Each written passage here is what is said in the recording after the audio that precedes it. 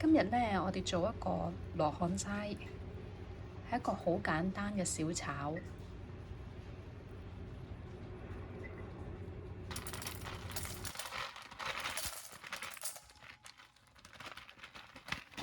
啲木耳咧唔需要太多㗎，因為一陣間浸開咗之後咧，發開咗之後咧，其實佢係多過1倍嘅。咁我哋就揾暖水浸開佢啦。由於時間嘅關係，如果唔係咧，你用凍水浸開佢都得㗎。咁我就揾暖水浸開佢啦。甜豆咧嗰啲尾嗰兩頭尾咧係好硬㗎，所以你一定要搣咗佢。唔使切得太細塊嘅，因為炒嗰陣時咧，其實都會縮下水嘅。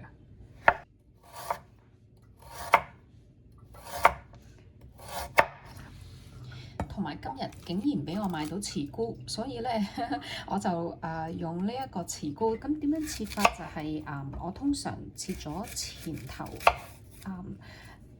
頭同埋底嗰個部分，跟住咧我就刨咗啲皮去。其實啲皮好薄㗎，唔使刨得太深。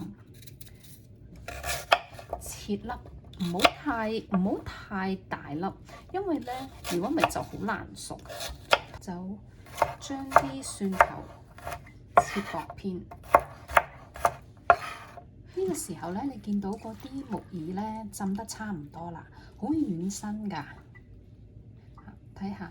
咁然後咧，我哋就同佢沖一沖水，因為咧係好多沙㗎。你見到佢係好污糟，我而家就同佢沖一沖先。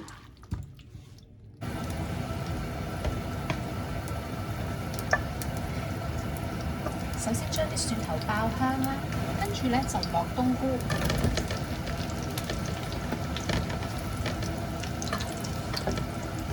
木耳啊、蘿蔔啊嗰啲可以一次過落晒。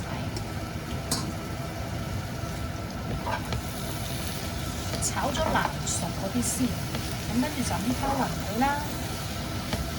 炒到咧，嗰啲冬菇開始有少少縮啦，同埋咧嗰啲油開始索晒嘅時候咧，就加紹興酒、米酒都得嘅。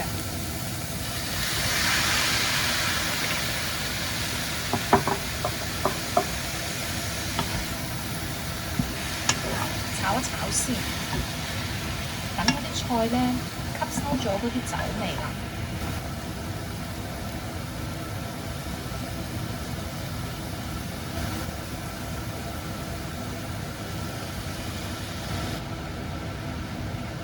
咁跟住繼續兜勻佢啦。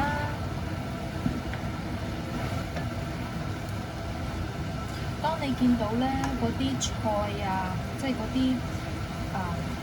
蘿蔔開始係軟身少少嘅時候咧，你就應該要落茨菇啦。咁炒一炒佢啦。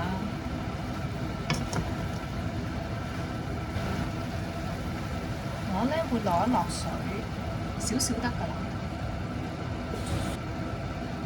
然後咧冚蓋，煲大約煮佢大約係幾分鐘啦。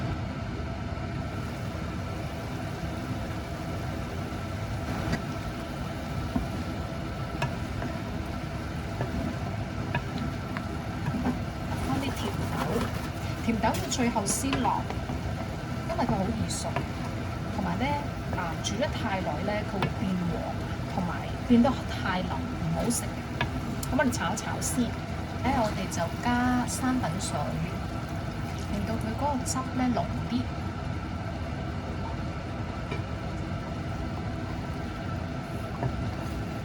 同佢勾翻個芡先。睇到咧，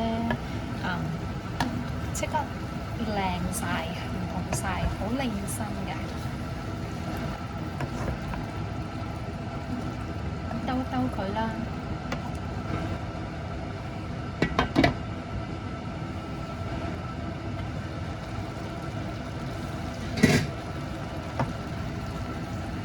好啦。